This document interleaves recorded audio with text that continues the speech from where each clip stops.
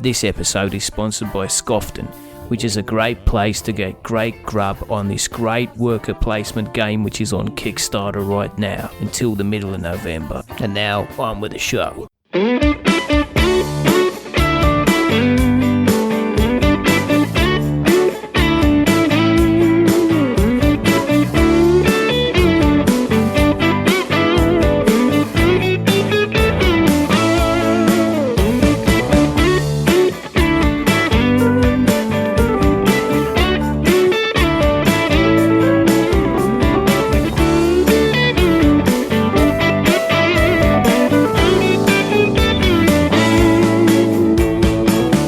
Welcome to another episode of We're Not Wizards. My name's Richard.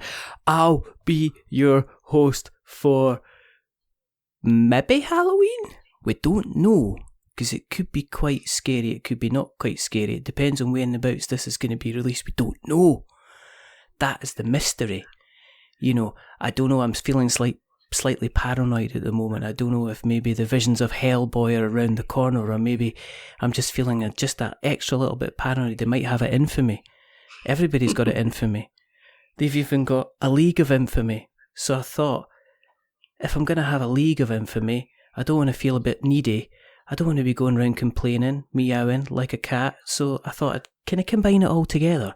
So joining me from Needy Cat Games to talk about the League of Infamy, I've got Sophie Williams. Hello. Hello.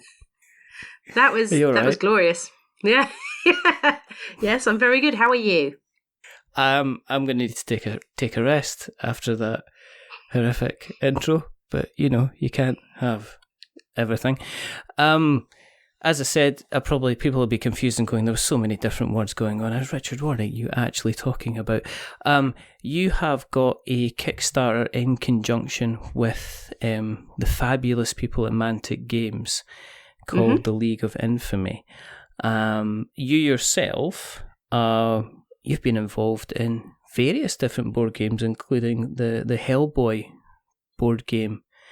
Yes. Which did rather well, and this is your latest thing, is the League of Infamy itself, which appears to be doing what Mantic usually do, which is taking down those stretch goals one at a time and sending them off in the corner to think about what they did. So, how are you feeling at the moment? I mean, things must be quite happy, smiley. I mean, less kind of infamy, more of kind of yay for me kind of thing. Yeah, yay for me. Exactly. Well, yay for us. I mean, we are really, really pleased with the League of Infamy.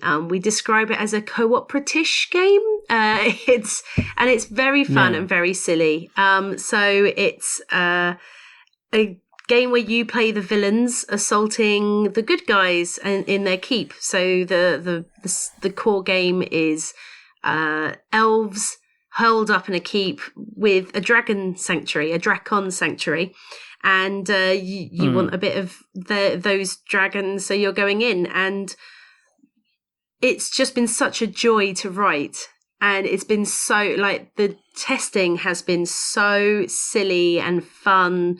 And every game we play, there's just people laughing around the table. It's been so fun to make. And then to see that everyone else is getting really excited about it and sort of experiencing that joy vicariously through them has been great. To watch it and see the success has been fantastic. I mean, this must be slightly different from Hellboy. I mean, what was your involvement with the Hellboy game? Were you involved in the design side of things? Were you? Oh, absolutely, yes. So there's two of us in Needy Cat Games, and the way that Needy Cat Games works is we write rules, and then the wonderful people at Mantic Games for both Hellboy and League of Infamy take the rules and make them look beautiful and lay them out and get beautiful models made and painted, and they basically do all of the stuff post writing some rules in a Word document. So they do a huge amount of work to make the game a finished product. But in the previous the previous game, Hellboy, James Hewitt, who is the other half of Needy Cat Games, wrote the core engine of Hellboy, and he created the first 3 core missions, but there's 6 in the core box, and then I basically wrote the other 3 missions. and all of the extended content other than Hellboy in Mexico. So Hellboy in Mexico was written by a good friend of ours, Edwin, who is a fantastically talented game designer. But other than Hellboy in Mexico, I basically wrote every other piece of expansion content. So there's a lot of it. Did you have to do a lot of kind of research? Were you always a kind of like a big Hellboy fan before you took up the mantle? Yeah, we were sort of notional fans of Hellboy. We'd read a couple of comics and we quite liked it. But it took us a year to do all of Hellboy. And in that year, we both read pretty much every single comic that's ever been written that has Hellboy in it, plus a load of BPRD stuff, plus a load of sort of surrounding stuff like the extended... there was like a short comic series about the Visitor and his history and all sorts of different things. And so we pretty much totally steeped ourselves in the history of Hellboy and the lore, because we're really passionate about like emboiling, that's not a word, like embedding. It is that's now. the word I meant. Yeah. So embedding the theme into the mechanics. We're really passionate about making sure that when you're playing the game, it feels like the experience of reading the comics for Hellboy. Or with League of Infamy, it's about like when you're playing the game, you feel like a sneaky villain who could stab someone in the back and get glee from it. So we really want you to have that sort of emotional experience. So it's not a case of writing a game and then like putting a sort of theme on top of it and sort of giving it a slap of paint and that being the game. We really try and steep ourselves in the history and the lore and bake those elements into the mechanics from the very start. So yeah, in the space of about a year, we really like went deep with Hellboy. We really did a deep dive, and we've sort of accidentally become quite big mega fans because, we're like, oh, well, actually, I think you'll find that was in the Wild Hunt. So yeah, it's been great though. It's been a really great experience. If you go on our YouTube channel, you can actually find us getting very excited dissecting the new Hellboy trailer when it was like a teaser trailer. Because we, at that point, we were so embedded in Hellboy. We had so much exposure to it, like every single frame we were like, oh yeah, here, that's clearly Baba Yaga's house, or yeah, this is clearly, you can see there's that gap in the back of his jacket. I wonder if that's a stab wound from Koshi and stuff like that. So we were really deep at that point, and I think you can tell by our slightly manic looks on our faces during that YouTube video, because we managed to drag a like 2-minute teaser trailer out to about an hour's worth of discussion. So yeah, it was great fun though. Yeah, I think with things like this is when you do, because it was obviously the comic book adaptation, it wasn't the film.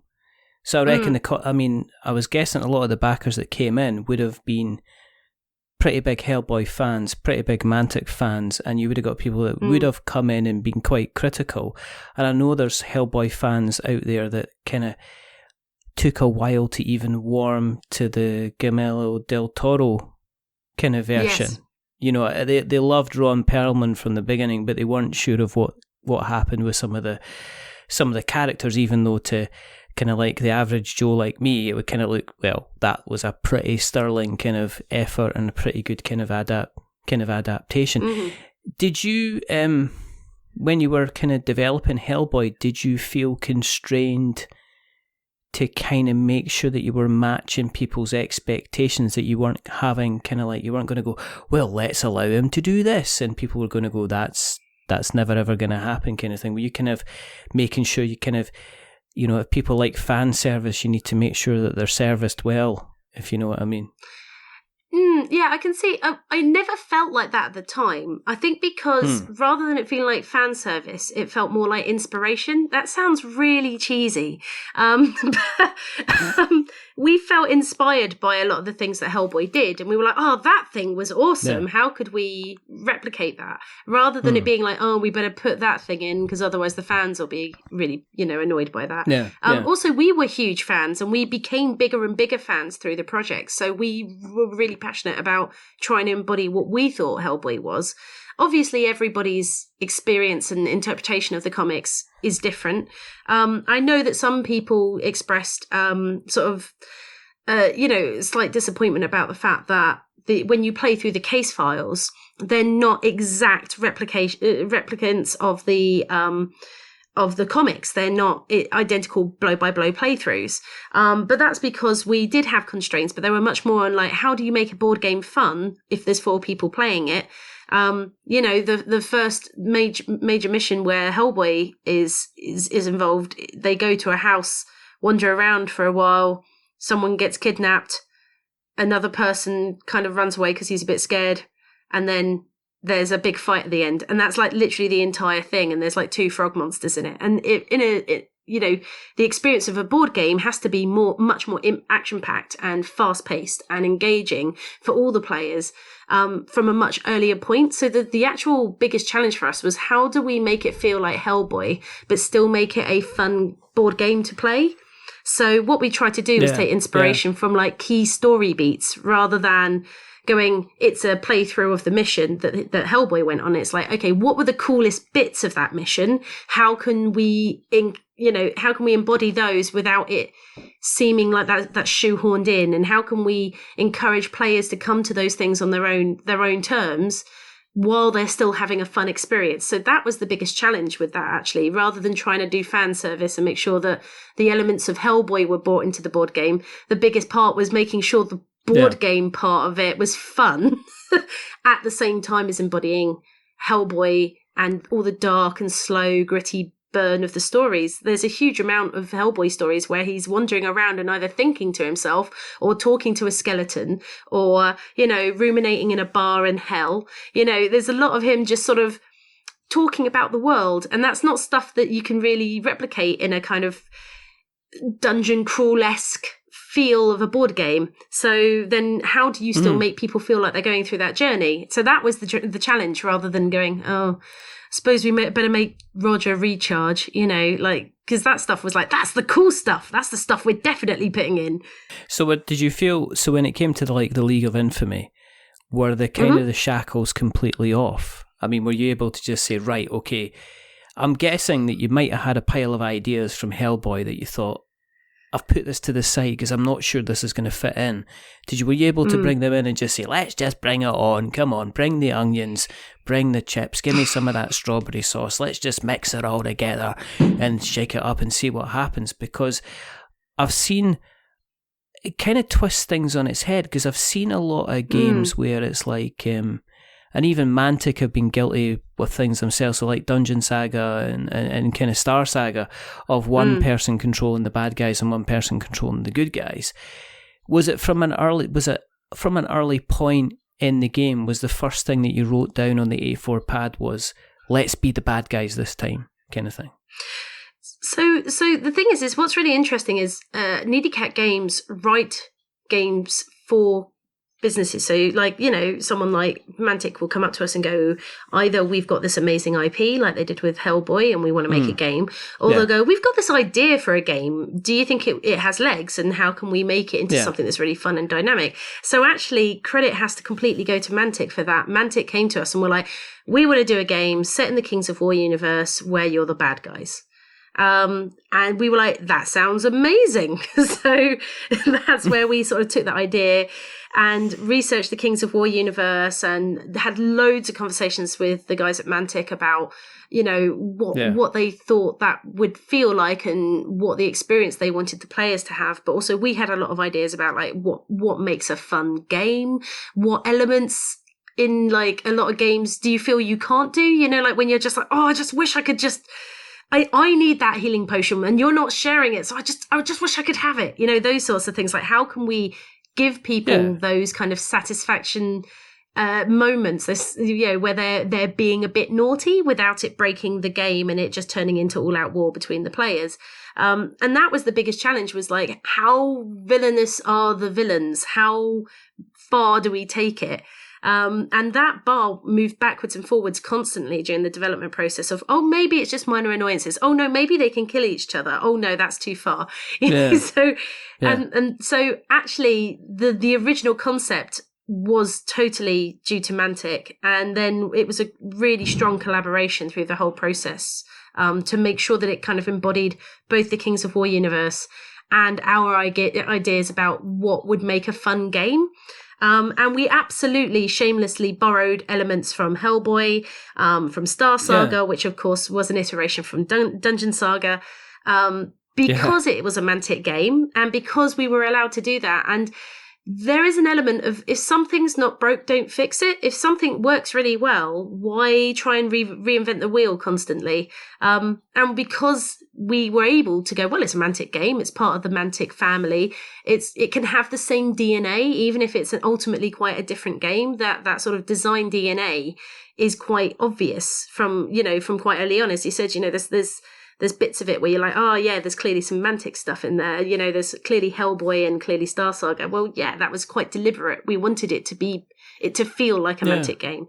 But what we also did was throw in some stuff that's not in any of the other games because we wanted it to feel new and different, and it not to just be a reskin of something else. We didn't want people to go to it and go, oh, it's Hellboy with a different slap of paint and call everyone the villains. We didn't want people to feel like that. So there's all sorts of different elements in there about like how you explore the keep and how the keep master works, because obviously Hellboy is fully cooperative, where this has a keep master, much more in the vein of Dungeon Saga and Star Saga. But the keep master interacts with people in a very different way in this. So, we tried to really push it outside of that. You've seen this before, but it's different. Yeah. Would you consider yourself, what would you class yourself as? Like a kind of like, because it sounds like you're more than just more than a designer to me. Because a designer is somebody, that it sounds like you're kind of like you're kind of I mean, it's almost like a case of here's a snippet of an idea, and you say brilliant.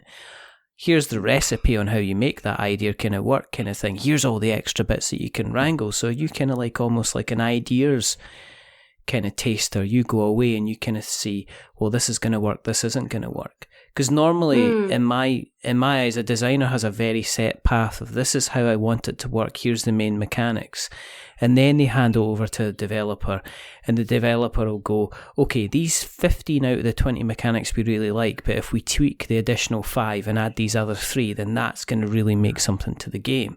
Where it sounds to me like you're kind of running the whole deal, the whole thing, along with obviously with James as well. But I mean, would you consider yourself kind of like designer that's leveled up to the kind of designer plus the next level?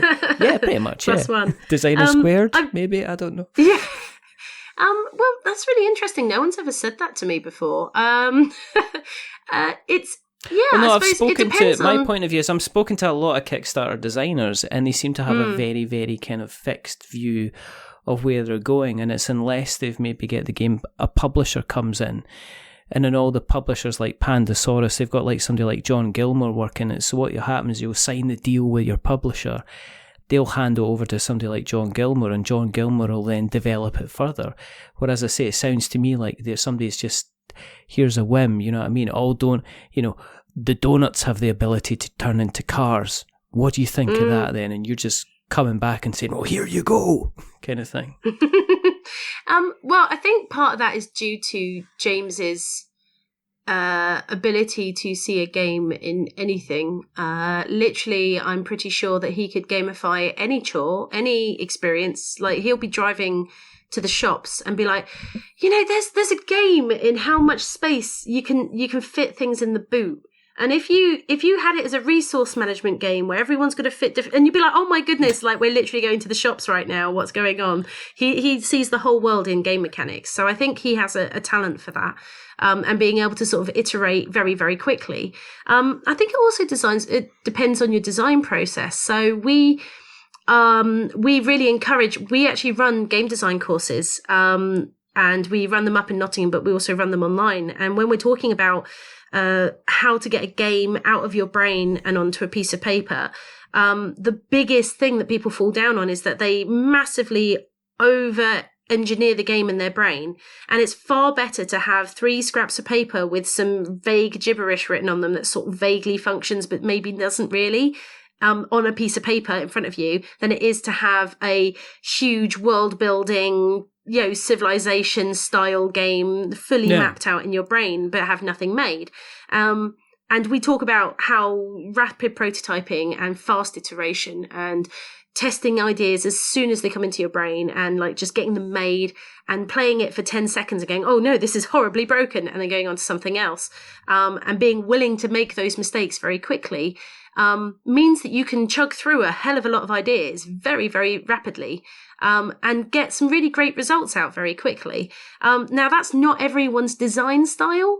So some people do have to have that huge, the theorist planning everything first and making sure they know exactly where they're going and having a very clear idea of what their theme is and their story and what their route is, where we don't. We will literally be like, what if you have 5 cards in your hand and you're farming pumpkins and you have to pick 3 pumpkins? How does that work? Right, okay, you play a card and you pick a card. Oh no, that's really boring. How can we make them more interesting? Do this thing.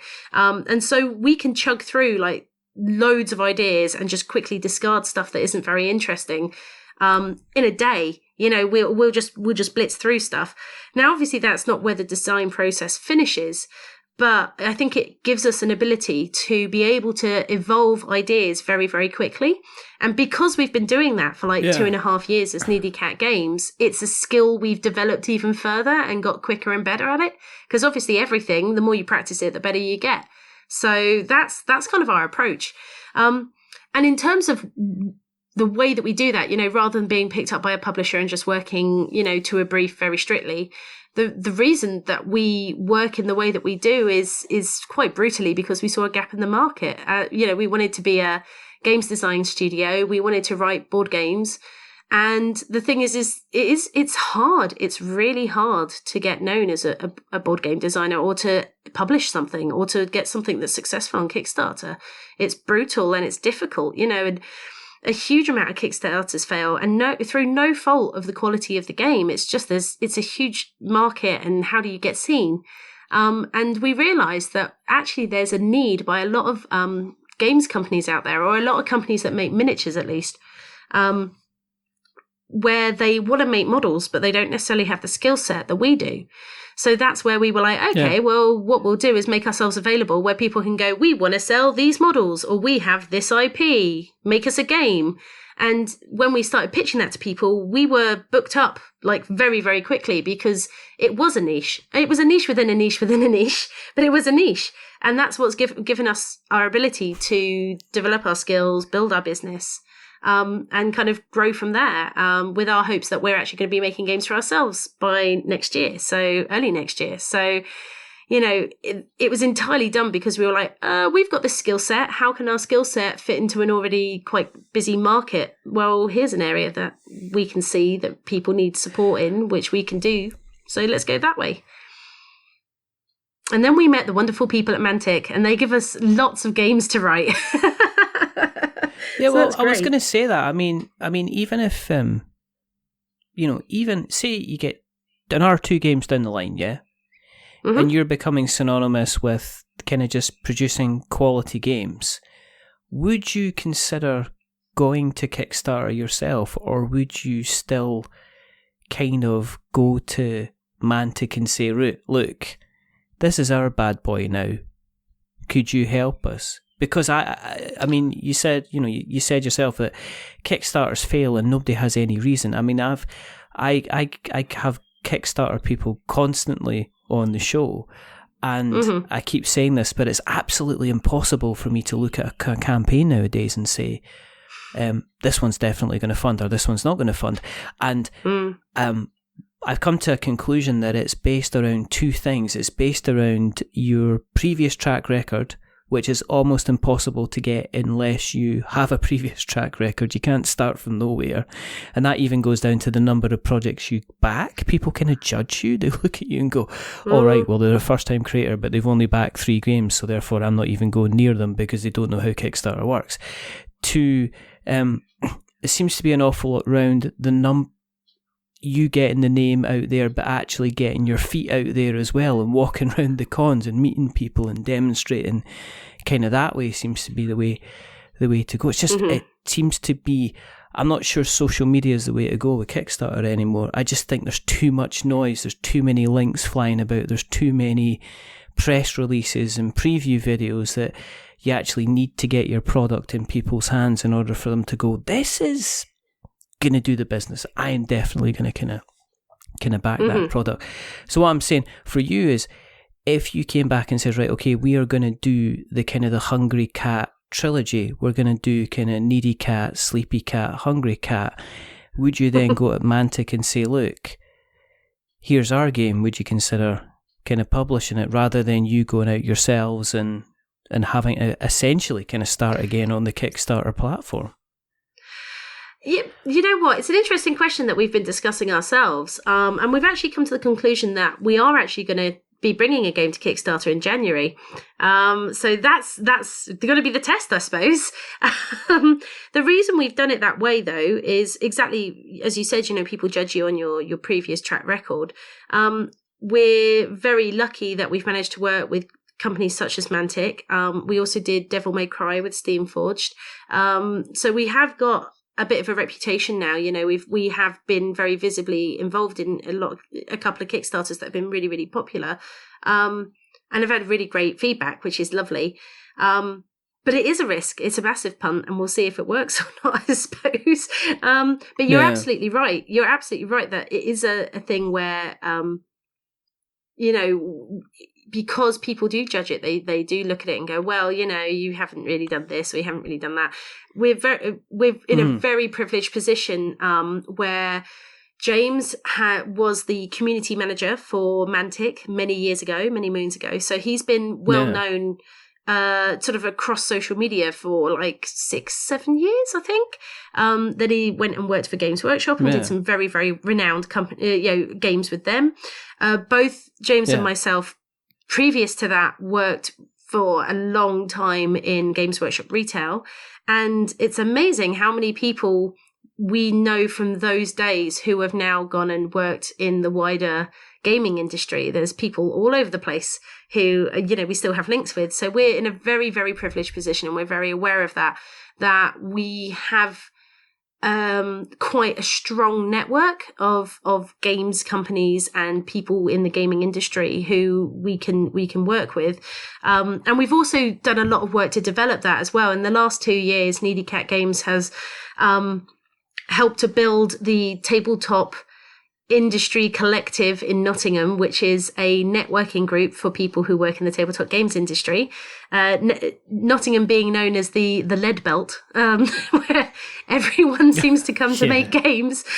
So there's just so many games companies here. There's RPG writers. There's companies making 28 millimeter and different scales of miniatures. There's people who write board games like ourselves. There's people who do amazing experience days where they'll run RPG for people, or there's somebody who runs like a simulation Star Trek game.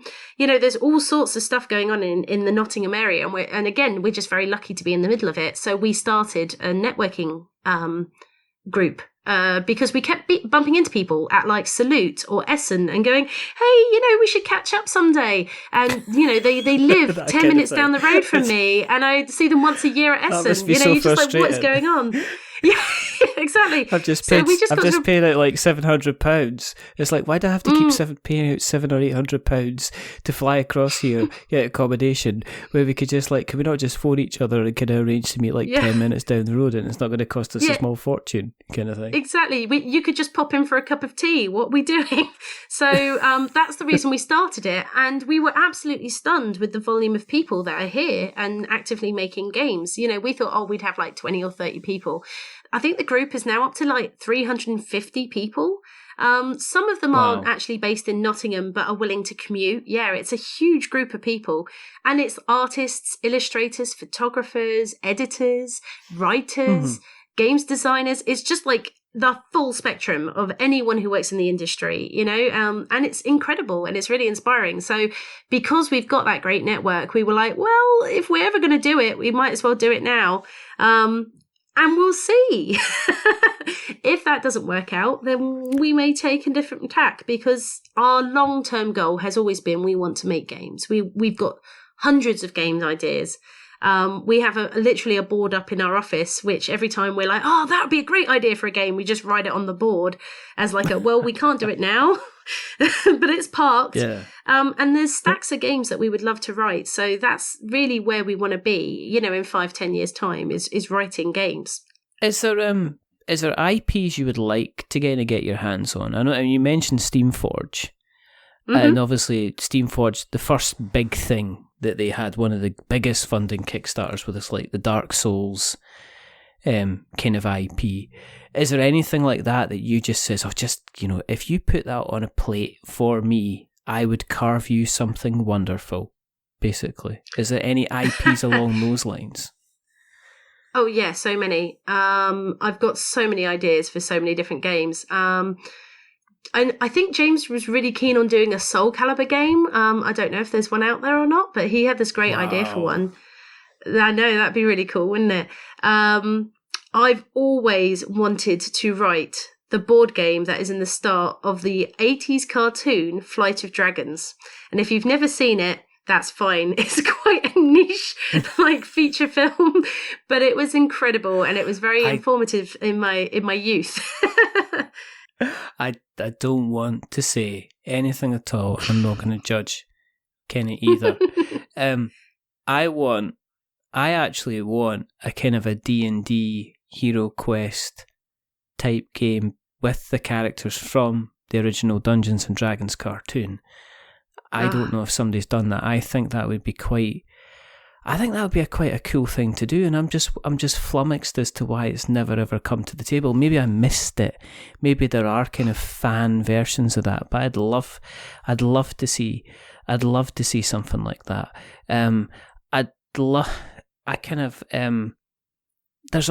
Just some of the obscure things.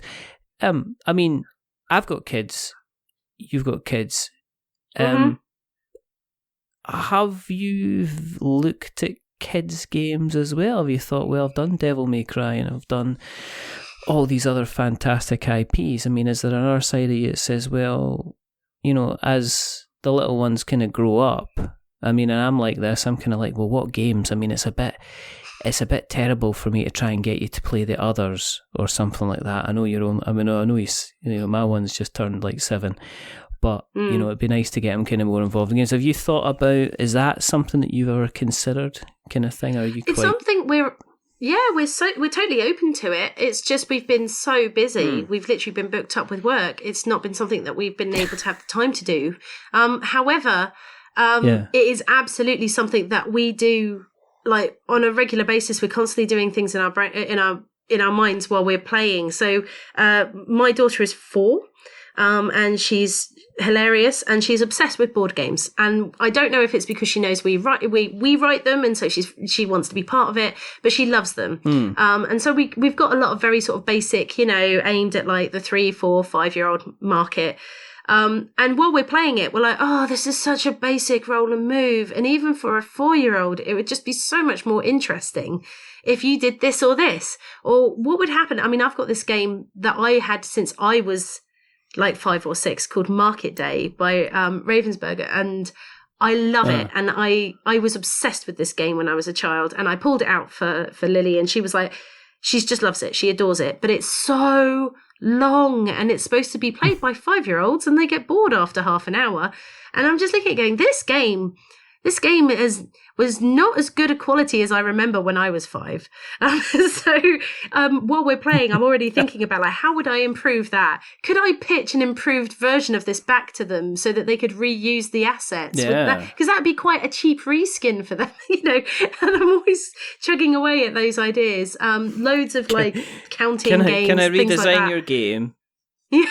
Can I redesign your game and can you give me some money for redesigning your game? That would be very... Well, they've just put Jaws out, haven't they? Ravensburger have just put kind of Jaws out. And I've sent them kind of direct messages on Twitter going, dun, dun, dun, dun, dun, dun, dun, dun, and they just blocked me.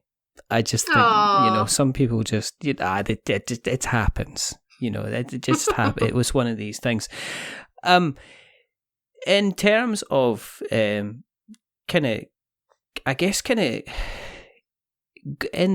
for people who are starting out just now, for people who have got the kind of the white pads in front of them, because we do, as I say, we have a lot of people who design games, kind of like Kickstarter wise. Obviously, I'm delighted to get people like Emma Larkins and John Gilmore and even that Stephen Bonacore boy. He came on the show once. But would you have any kind of tips for people who are sitting there thinking, I'm not sure I could do this kind of thing, or would you say give any kind of tips to maybe people kind of starting out, looking at kind of development squared or plus, as you would call it? Yeah. So, first thing, everyone can write games. It's just a skill, like anything else. You can learn to play the violin, you can learn to write a game. It's exactly the same situation, except for the fact that writing games, I think, is probably easier than learning to play the violin. My mantra, and it's the thing I say whenever I'm asked this, is play more games, write more games, repeat. And if you just play loads and loads of games and give writing a game a go, and you get 5 minutes into it and think this is a disaster, go and play a few more games, try writing another game. And then you might get in 10 minutes and go, oh no, this is awful. We'll play some more games, get some more inspiration, and write some more games. And it's literally a case of practice. And the more you overcome that barrier of physically writing your stuff out and making a few cards out of bits of paper, literally scraps of paper, and giving it a go, that kind of first, oh, this is going to be terrible, but I've just got to get through it. And then you change one thing, and then you play it again for 30 seconds and go, oh no, I'll change this one thing. And it doesn't have to be complete. It doesn't need the start. You don't need the end. You don't need to have a goal. You don't need to have a theme if that's not the way that you like to do things. But just have something. And then the more you iterate it, the more games you play, and the more you write, the better it gets. And that is the absolute underpinning of how we write games. So play more games, write more games, repeat. I know it sounds really basic, but it is like the absolute foundation. There's a lot of maths things going on in this conversation. There's a lot of maths going on in this conversation. You know, really? For pluses and squares and stuff like that. I don't know. Are you able to kind of switch off from analysing games when you're playing them? Are you able to clear everything to the side and kind of just enjoy a game for enjoyment's sake? Or do you still find yourself occasionally going, right, I need to wind down because we've been spending the day designing, and you end up bringing a game to the table and you're like, oh, if only they did 3 resources instead of 2, that would make such a difference. This is frustrating. Burn it, kind of thing. Yeah, I think it's a little bit of both for me. I personally, if I'm burnt out, if I'm like really worn out, because game design isn't a thing, like some people feel that you have to wait for inspiration, or you have to be inspired, and that doesn't happen. Like when you're writing games 9 to 5, 5 days a week, you have to make yourself do it. It's just a job, and obviously it's a great job, and I'm very privileged to do it, and I'm very thankful for it, but it's still a job and it's still hard work. So if I'm feeling run down, the last thing I want to do is look at another damn game, because what I do when I'm struggling with my inspiration, or I'm forcing myself to push myself through and write the content I need to, will be playing more games. And that does become a job then, during the day. But if I'm in the mood for playing a game, then I find it quite easy to switch off, because if I play a game when I'm fatigued and I'm sort of stressed out, I'm already in that place where I'm ripping apart mechanics and analysing rules and reading a rule book and going, oh, this is horribly laid out. But if I'm like, no, I really, really want to play, Stuffed Fables or Azul or whatever it is, then I'm kind of in the mindset that I want to enjoy the game. And so therefore I find it a lot easier to sort of detach myself. So it really does depend on my mood and like how tired and worn out I am, because I find that when I'm sort of worn out, I'm already stuck in that kind of grumpy, analysing everything to the nth degree. So yeah, I love games, but they do take energy for me to play. I know some people find that it recharges them, but they still take a bit of time and energy and effort to understand and get involved in for me. And so, yeah, if I don't have that energy, then I'm likely to go, well, this game's broken, because, the resource refresh rate is just rubbish. And it might not even be true. I mean, everyone's opinions in the moment are different, aren't they? You come back to a game 6 months later and go, actually, this is really good. There's so many games I've written off after one play, and then I've played them again and gone, oh, no, this is actually quite a good game. Usually because I've misunderstood things anyway, so. Well, they need kind of like time to breathe. They're kind of like a little bit like anything like a wine or a cheese or something like that. I feel some games, because there's so many of them, and because in a lot of places people rush through to kind of get their opinions out there. I think sometimes a game's good points get missed out and don't appear until like the third or fourth play. Whereas in some games, they kind of get lauded and raised to the sky, and then about 6 months later, people go, "Hang on, I've been playing this is my 8th go of this game, and I realise it's these bits are a little bit kind of unbalanced." I think sometimes it's because there's the kind of the fear of missing out that people just don't stop and smell the roses in their board game garden. I love it. I love the visualization of that. I think you're right, and I think this sort of as an addendum to that, I think people don't give a game enough time. So what I mean by that is playing past the first mission. It is the hardest bit of a game to write is the first mission. It is the most difficult because you're trying to teach everything to someone while also making it a simplified version so it's easier for them to understand. So you're cramming in every single mechanic, or at least like 70 to 80% of the content into that first game, which is probably shorter and has less detail and has to be fun and engaging because you've got to hook people in, and has got to have like high points and low points, and it's got to have drama in it, all of that to kind of get people excited about the game so that they buy it, and also so that they are likely to keep playing it. But if your experience of the first mission is a bit like, oh, that was a bit complicated, or oh, that was a bit jumbled, it's probably because they were just trying to cram everything into one thing. And actually, quite often, once you've played the second mission and then the third, you realise, oh, actually, there's a lot of subtlety here. Oh, there's stuff you don't even need to really worry about in terms of complexity. You can just ignore that stuff. Or this stuff, my personal enjoyment doesn't come out of conquering worlds. Mine's much more in the technology tree, so I'm not going to stress about memorising all of those rules. And yeah, as you said, then you get the chance for a game to breathe. But a lot of people will play the first mission, and often play the first mission multiple times with different people, because you put that game on your shelf, right? You play it once and you're like, oh, I'm not sure. And then like 6 months goes by and then you can't remember how to play. So then you pull it off the shelf with a different group, and then you play the first mission again. And then it goes back on your shelf and you repeat that ad nauseum, really. And so you only ever get that snapshot of that quick, fast-paced, crammed version of the game. And actually, usually I find that second missions, second scenarios, third scenarios, that's where you really find out whether a game is good or not. In my personal experience, anyway. So what you're saying here is that when people get the League of Infamy through their door, they should just completely ignore the first mission, because it won't serve any purpose, and go straight to the second, because that's where all the good fun times are. No. Well, the thing is to be fair, you could. The first mission we designed to be shorter, and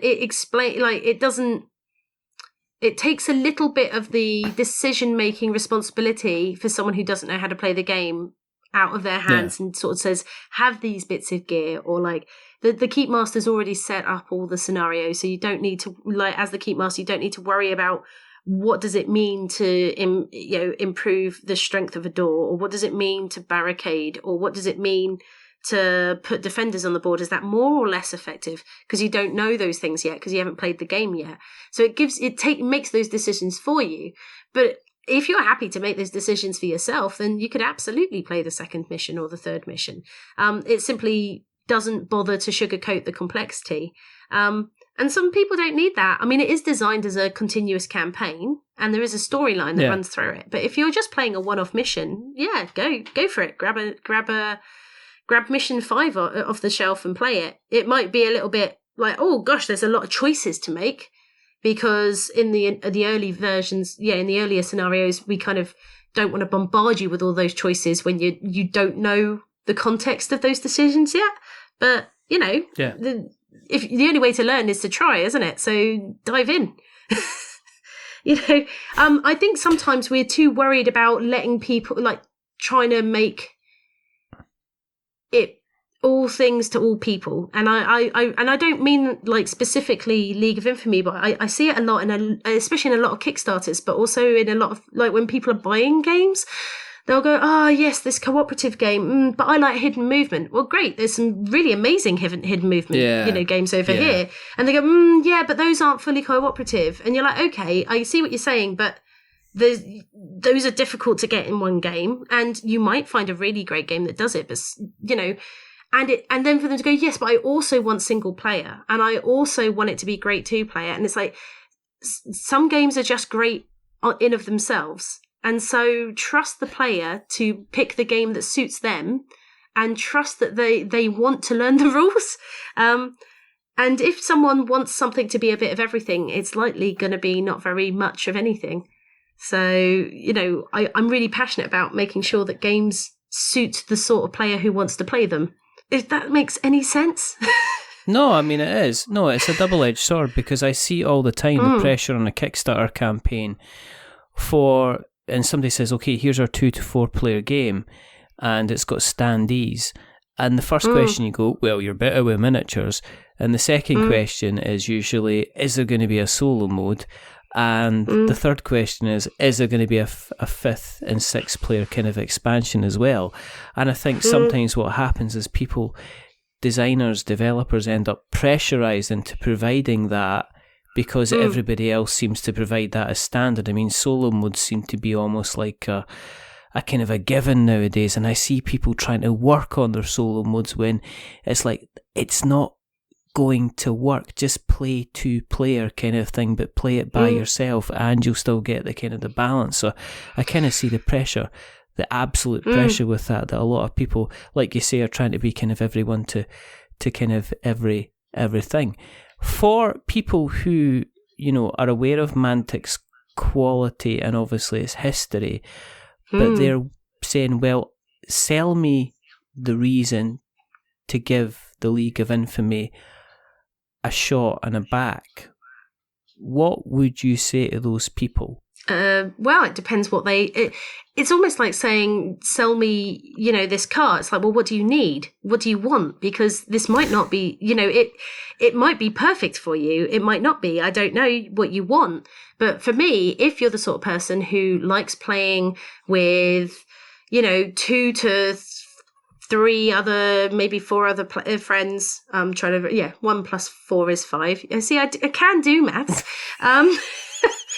And if you enjoy playing games with friends where it's a bit silly, it's tactical, there's a lot of table talk, it's very interactive, players are always engaged, because even if it's not your bit of the turn, you're constantly looking at what's going on the board, you're constantly thinking about how you can use your cards, both the Keepmaster and the villains.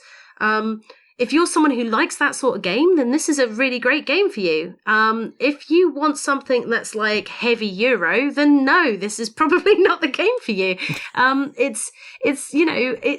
For me, it's the most fun I've ever had making a game. And every single game I've played has just been people sitting around a table and laughing for hours. Like I've never seen so much silly hilarity going on, because it's just the timing of things. People will be like on their very last breath, like crawling out the door, and then someone trips them just for no benefit to themselves, just because it's funny and spiteful. And it so encapsulates like the feeling of the theme, and that you're a villain, but you're like a slightly spiteful, needlessly cruel villain, not like a super villain. Yeah. And I just love it. It's fun and silly. And if you're the sort of person who likes that sort of game, and you like to have a lot of discussion and a lot of tactics chat, or you're the sort of person like the Keepmaster who likes sort of plotting and kind of going, ah, ha, ha, ha, then you're going to have a great time. And that's all I can say, And I think there's a lot of people out there who, because they're so nervous about trying to make everyone love their game, they then have to teach it to everyone. And that's the bit that clags up that first or second mission. If you have to teach non-models, people who don't like models, how to build and paint models before they play the game, that's like a claggy bit that they're not going to enjoy. Trust that people who buy your game are going to like to build and paint models, because otherwise it's just going to be harder for you to make it fun. And so that's what I think we've tried really hard to do with League of Infamy is trust that people who want to have that gaming experience will love it. And, and that's fine if that's not your thing.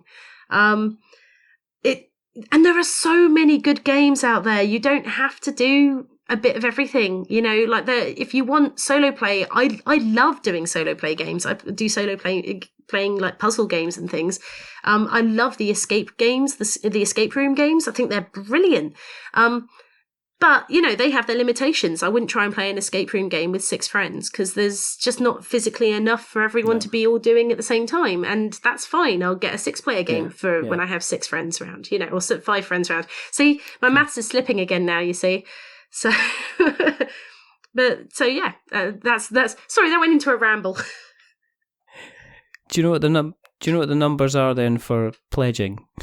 How much it's going to cost to get yourself into the League of Infamy? Because I have it here that it is 75 British pounds. Lovely. And that is the main pledge. However, you can also get for £135 the Master of Shadows pledge, and that includes the League of Infamy, they've all got it, Infamy board game, the Wandering Monsters expansion, the co-op deck, the Kickstarter exclusive Blaine Villain, and all the applicable stretch goals, plus more, apparently. And that is £135.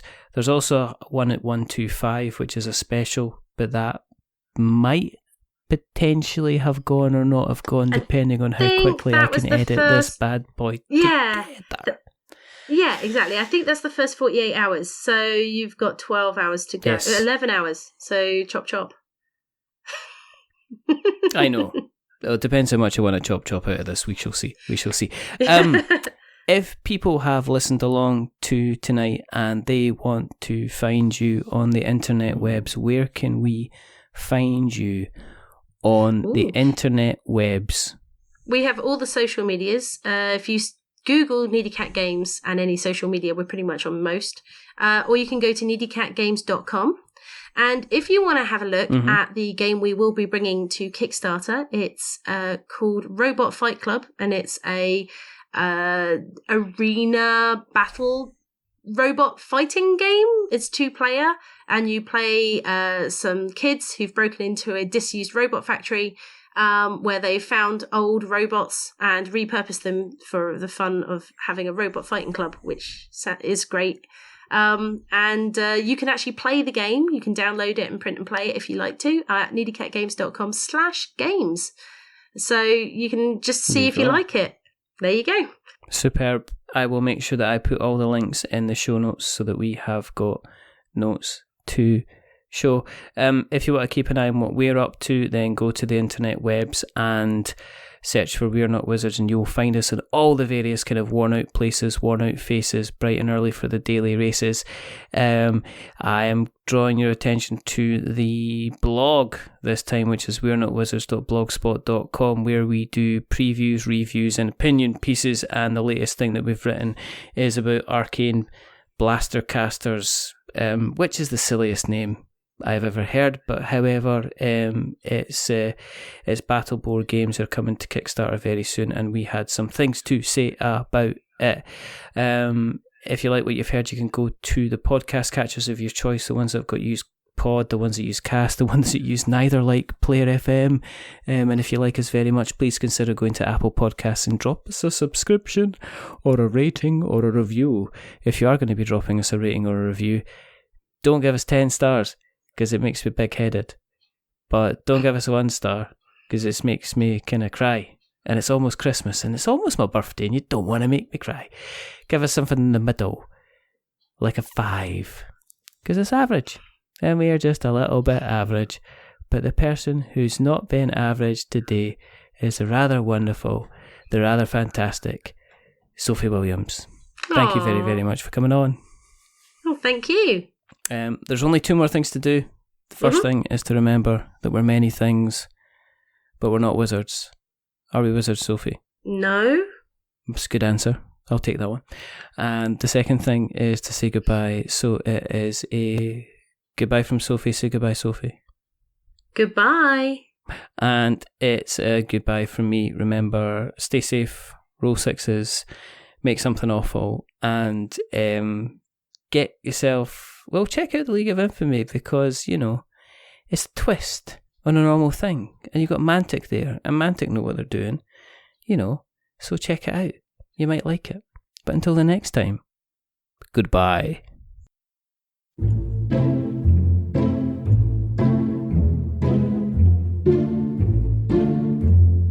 A wizard is never late.